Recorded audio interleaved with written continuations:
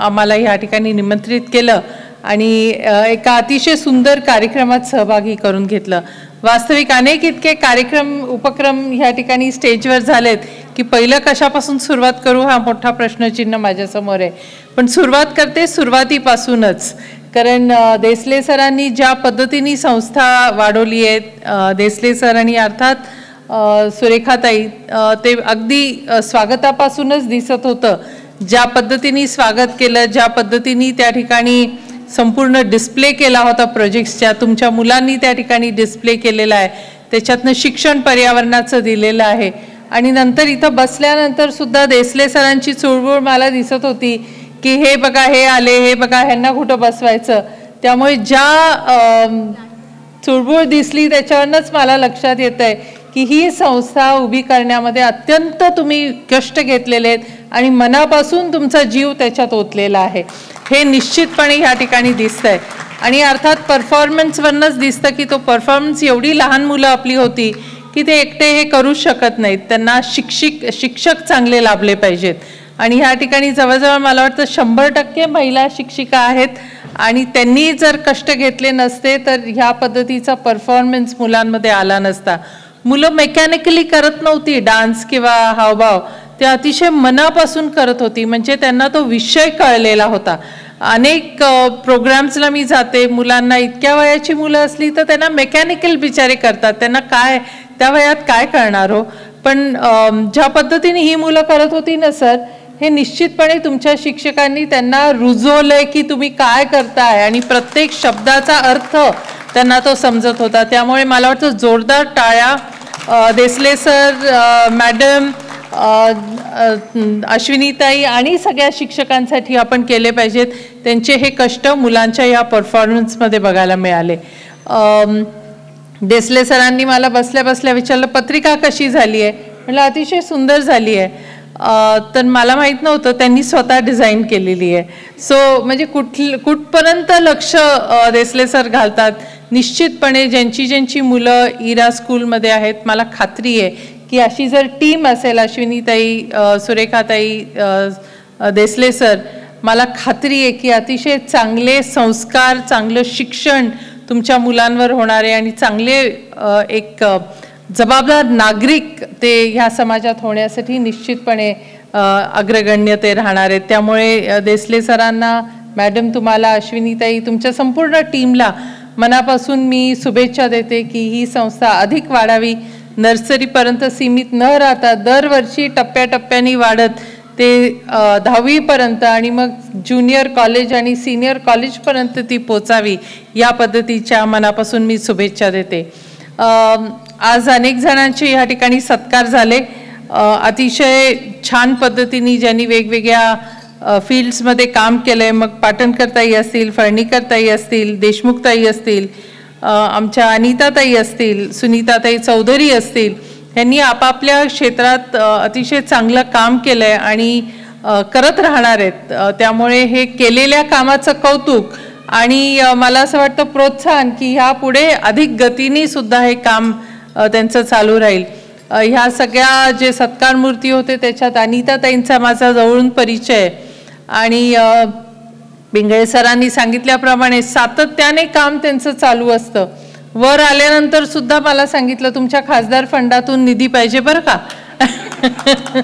म्हणजे तो सुद्धा मोका त्यांनी सोडला नाही। पण अनिताताई कुठे तुम्ही? मी आता 2 तारखेला रिटायर होतीये, त्यामुळे आता माझ्याकडे फंड नाही, मी खासदार म्हणून आता माझी खासदार होणार आहे 2 तारखेनंतर। पण काही हरकत नाही, जे काय तुमचं काम असेल, जिथं जिथं माझी मदत तुम्हाला पाहिजे असेल तिथं निश्चितपणे ती मदत देव करेन, कारण आपल्या बाकीच्या संस्था आहेत ज्यातनं आपण हे काम करतो आणि खात्रीने मी सांगते की मी तुमच्यासाठी कायम उभी राहीन।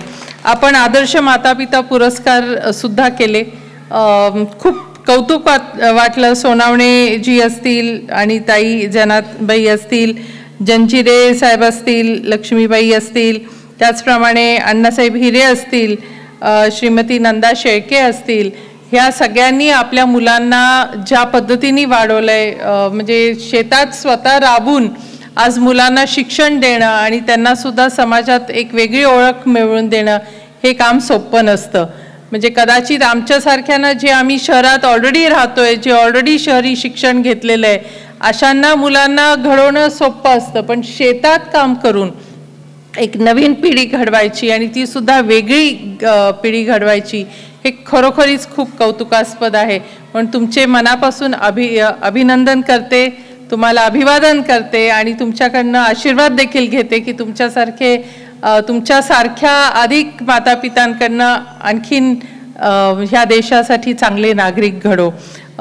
हे करत असताना दिव्यांनी सांगितलं ही वस्तुस्थिती आहे की आज पहिल्या प्रथम मला पब्लिकली तिचा सत्कार करायला मिळाला. मला थोडंसं ऑड पण वाटत होतं, पण खरं आहे की माझी मुलगीच म्हणून नाही, पण ती खरं वकील आहे सर आणि प्रॅक्टिस करते. ती वेगवेगळ्या कॉर्पोरेट्समध्ये जाऊन sexual harassment at work place किंवा लहान मुलांवर सेक्शुअल अब्यूज होतो तो शाळांमध्ये जाऊन सेफ्टी त्यांची कशी वाढेल ह्याच्यावर ती काम करत असते. पण आता ह्या पर्यावरणाच्या कामामध्ये ती जोडली गेली, ती असेल, अश्विनी असतील, आणि मी उलट तिला सांगते तुझी वकिली तू बघ, समाजकार्य नंतर कर, पण ती नाही, ती मनापासून तिची आस्था किंवा ह्या सगळ्या मंडळींची इतकी आस्था आहे की तिला नको म्हटलं तरी ती माझ्या फील्डमध्ये घुसती आहे. तर पण ह्याच्यातून मला तिचं कौतुक करायचं आहे की मुलगी म्हणून नाही, ती असेल, अश्विनी असेल, ह्यांना मनापासून वाटतं की आपल्याला काहीतरी ह्यासाठी करायचं आहे, ह्या विषयासाठी करायचं आहे. पिंगळे सरांचा आभार की पिंगळे सर पण आत्ता मला बसल्या बसल्या म्हणाले तुमचा हा उपक्रम जो शाळांमध्ये चालतो त्याच्यामध्ये मला जोडून घ्या. मला आपल्याला आवर्जून सांगायचं आहे की पर्यावरण हा अत्यंत ज्वलंत आणि महत्त्वाचा इश्यू आहे. खरं आहे, पिंगळे सरांनी खूप वेगळी त्याला एक आपल्याला बघण्याची एक दृष्टी दिली की तो धर्म आहे. खरं म्हणजे बाकीचे धर्म आहेत, आपल्या घरात आपापला धर्म आपल्याला प्यारा असतो, पण एकदा बाहेर आल्यावर मला असं वाटतं पर्यावरणाचं रक्षण जर आपण केलं नाही तर आपल्या मुलांना चांगलं भवितव्य आपण देत नाही आहे.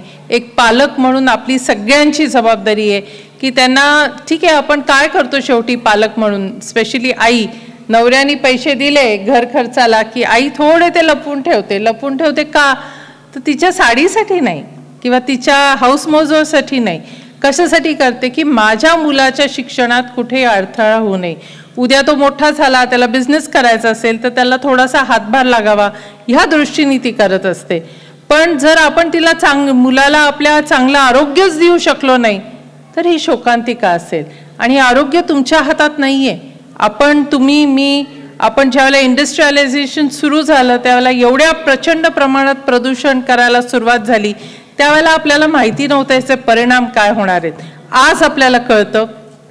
आपली गाडी जी आपण चालवतो, आपला कचरा जो कचरा डेपोला जातो, विभाजन होत नाही आणि तिथं आग पेटते, नुसतीच आग पेटते, तिथल्या लोकांना त्रास होतो असं नाही, ती शेवटी हवेत जातं ते सगळं कार्बन डायऑक्साईड, आणि पृथ्वीच्या भोवती एक कवच निर्माण झालेलं आहे ज्यामुळे ग्लोबल वॉर्मिंग होतंय. आणि त्यामुळे आज आपण बघतो पाऊस पडायला पाहिजे त्यावेळेला तो पडत नाही, पडायला नको त्यावेळेला तो पडतो, होत नव्हती तिथं गारपीट होते, प्रचंड पावसाचे क्लाउड बर्स्ट होतात. ह्या गोष्टी आहेत ना, ह्या आता जास्तीत जास्त व्हायला लागलेल्या आहेत, जगभर होत आहेत, सगळीकडेच होत आहेत. आणि पुणे त्याला अपवाद नाही, महाराष्ट्र त्याला अपवाद नाही. आणि हे जर रोखायचं असेल, लगेच रोखता येणार नाहीये, पण कुठेतरी आपण पावलं टाकणार की नाही. म्हणून प्रत्येकाने आपलं कार्बन उत्सर्जन, माझ्याकडनं होणारं प्रदूषण मी कसं कमी करेल हे बघण्याची खूप गरज आहे. पाणी कसं सेव्ह करता येईल, इलेक्ट्रिसिटी कशी सेव्ह करता येईल. इलेक्ट्रिसिटी का मी म्हणते, कारण इलेक्ट्रिसिटी जी येते ते कुठंतरी कोळसा जाळला जातो आणि तो हवेत प्रदूषण तिथं होत असतं. आणि ते फक्त तिथल्यापुरतं होत नाही, संपूर्ण पृथ्वीवर ते होतं. आणि त्यामुळे ह्या गोष्टी आपल्याला पाळाव्या लागतील. मी नेहमी हे सांगत असते, पूर्वी 10 वर्षापूर्वी जर आपण म्हणजे मी पण कदाचित लहान असेन तर आई वडिलांना विचारलं असतं किंवा आजी आजोबांना विचारलं असतं पाणी विकत घ्यावं लागेल का आपल्याला कधी, तर काय रिॲक्शन झाली असते हो, हसले असते, पाणी आणि विकत घ्यावं लागेल. पण आज वस्तुस्थिती अशी झाली की आज स्टेजवर सुद्धा आपण पाण्याच्या बाटल्या ठेवलोय. कुठेही आपण गेलो तर पाण्याची बाटली आपण मागतो. हॉटेलमध्ये गेल्यावर बॉटल्ड वॉटर का नॉर्मल वॉटर, ठीक आहे पुण्यात आपण म्हणू नॉर्मल वॉटर, पण बाहेर गेल्यावर बॉटल्ड वॉटरच हो म्हणतो. तर ही परिस्थिती आहे. असंच जर हे राहिलं तर उद्या आपल्या मुलांच्या हॅवसॅकमध्ये जी बॅग असते त्याच्यामध्ये एक नवीन कप्पा असेल, डब्बा असेल, खाऊचा डब्बा असेल, पाण्याची बाटली असेल, पण त्याच्याबरोबर ऑक्सिजन सिलेंडरची जागासुद्धा ठेवावी लागेल. आज आपल्याला हसू येईल, पण कदाचित 10 वर्षांनी ही वस्तुस्थिती होईल की ऑक्सिजनचा मास्क लावल्याशिवाय मुलांना बाहेर पडता येणार नाही. हे फ्युचर आपल्या मुलांना आपल्याला द्यायचं नाही आहे. इतकी सुंदर इथं परफॉर्म करणारी मुलं, आनंदी मुलं आपल्याला आनंदीच ठेवायची आहेत आणि ती आनंदी ठेवण्यासाठी आपल्याला सगळ्यांना एक संदेश हा घ्यावा लागेल आणि पर्यावरणाचं रक्षण करावं लागेल. अधिक बोलत नाही. पुन्हा एकदा मी सरस्वती एज्युकेशन फाउंडेशनचं मनापासून अभिनंदन करते. आम्हाला ह्या ठिकाणी बोलवलं, तुमच्या ह्या आनंद उत्सवात सहभागी करून घेतलं. 25 वर्ष संस्थेला होत आहेत. तुमची वाटचाल अशीच भरभराटीने पुढे चालू राहो. तुमची कॉलेज 25 वर्षांनी बघायला मिळो अशी ईश्वरचरणी प्रार्थना करते आणि आपले धन्यवाद मानते. धन्यवाद.